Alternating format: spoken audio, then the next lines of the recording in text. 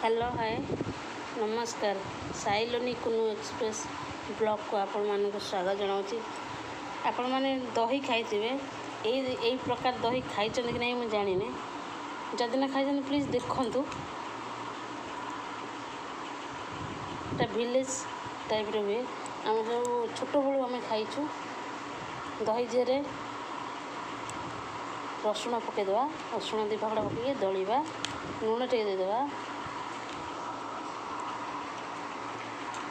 लंका दलिदेवा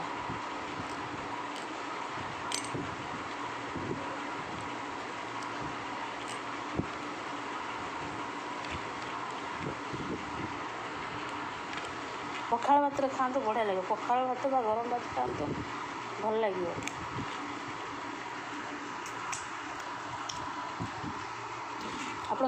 आपण मैंने खाई कमेंट करूँ केमिति लगे।